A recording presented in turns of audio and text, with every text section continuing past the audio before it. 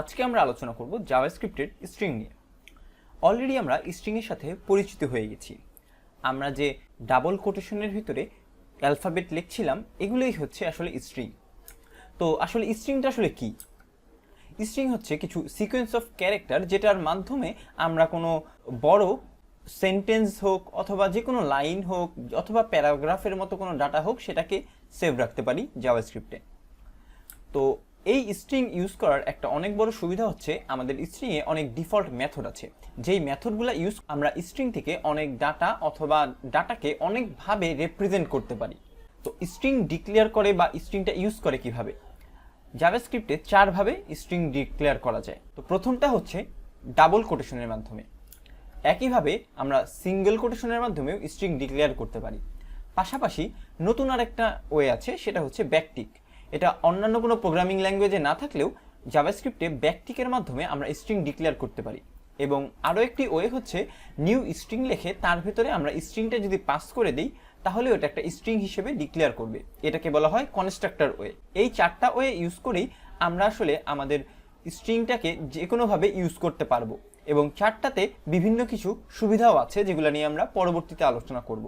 তো এখন আমরা চলে যাচ্ছি আমাদের আইডিইতে এবং সেখানে আমরা বেসিক কিছু স্ট্রিংয়ের এক্সাম্পল দেখব। শুরুতেই আমরা যে চার টাইপের স্ট্রিং ডিক্লারেশন দেখলাম সেই চার টাইপের ভেরিয়েবল এখানে ডিক্লেয়ার করি। তো শুরুতে আমি একটা ভেরিয়েবলের নাম দিলাম str1 এবং এখানে আমরা এখন পর্যন্ত যেই ওয়েতে দেখেছি সেটা হলো ডাবল কোটেশন। এর ভিতরে আমরা লিখে দিচ্ছি ধরেন 1 2 3 এবং স্পেস দিয়ে যদি আমরা লিখি এটাও কিন্তু ভ্যালিড, অর্থাৎ এই কোটেশনের ভিতরে যা লিখব সেটাই আসলে ও স্ট্রিং হিসাবে ধরে নেবে। তো আমি এখানে লিখলাম সাবিউল 1 2 3 সাবিউল। ঠিক একইভাবে আমি এটাকে কপি করে নিয়ে যদি পেস্ট করি এখানে এবং এটার নাম দিচ্ছি str2 এবং ভ্যালুগুলো সেম রাখছি বাট এটা সিঙ্গেল কোটেশন করে দিচ্ছি এবং এটা আবার কপি করে নিয়ে এখন আমি এটাকে str3 দিয়ে এখন ইউজ করব ব্যাকটিক্স। ব্যাকটিক্সটা আপনারা পাবেন হচ্ছে আপনাদের লেফট সাইডে স্কেপ যে বাটনটা আছে তার নিচে, এটাকে ক্লিক করলেই ব্যাকটিক। এবং আরেকটা যেটা দেখেছিলাম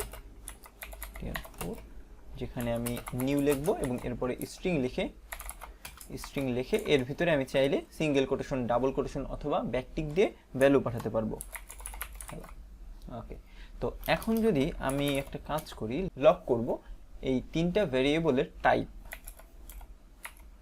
টাইপ অফ str1। ঠিক একইভাবে আমি এটাকে চারবার প্রিন্ট করি, 2 করে দিলাম 3 4। তো এখন যদি এটাকে রান দেই দেখেন এই তিনটা কিন্তু চলে আসছে আমাদের স্ট্রিং, বাট এটা কিন্তু চলে আসছে একটা অবজেক্ট।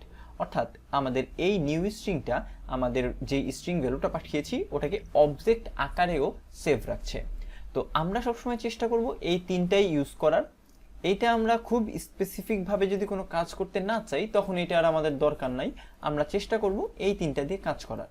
তো এখন আমি এখানকার কয়েকটা বেসিক মেথড দেখাই দিই। আমাদের উপরের যে কটা স্ট্রিং আছে এগুলাই সবগুলাতেই কাজ করা যাবে। তো শুরুতে যেটা দেখাবো এটা হচ্ছে আমাদের যদি স্ট্রিংয়ের সাইজটা জানতে হয় তখন আমরা কি করতে পারি। এখানে ডট লেখার সাথে সাথে আপনি দেখবেন আপনার অনেকগুলো কিন্তু ফাংশন আপনাকে রেকমেন্ড করছে। তো আমি এখন দেখাবো সেটা হচ্ছে লেন্থ। তো স্ট্রিংয়ের নামটা তারপরে যদি ডট লেন্থ লিখে দিই তাহলে ও আমাদের স্ট্রিংয়ের যে লেন্থটা আছে সেটা রিটার্ন করবে। তো দেখেন এখানে 10 দিয়েছে, কারণ কি?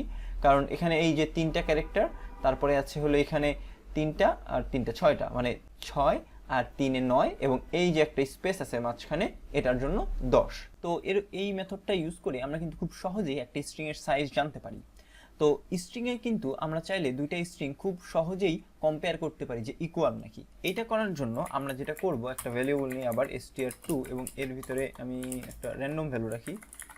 আচ্ছা, এখন আমরা যদি এখানে লিখি str1 ডাবল ইকুয়াল str2, এর ফলে যেটা হবে আমাদের str1 এবং str2 এই দুইটা কম্পেয়ার করবে। এই দুইটা যদি কম্পেয়ার করে দেখেন ভ্যালুটা দিল ফলস, অর্থাৎ দুইটা ভ্যালু সেম না। এখন সাপোজ আমি এই দুইটা ভ্যালু সেম দিচ্ছি এবং এখন রান দিই এটা, দেখেন এখন কিন্তু ট্রু আসলো। তো আমরা চাইলে স্ট্রিং এর ভিতরে যদি কোনো ভ্যালু ইকুয়াল নাকি দেখতে চাই এটাও কিন্তু খুব ইজিলি দেখতে পারি। তো স্ট্রিংয়ের এরকম অনেক মেথড আছে যেগুলো আমরা চাইলেই ইউজ করতে পারবো। পরবর্তী ভিডিওগুলোয় আমরা এই নিয়ে আরও কিছু আলোচনা করব। আজকের ভিডিও এই পর্যন্তই। সবাইকে ধন্যবাদ।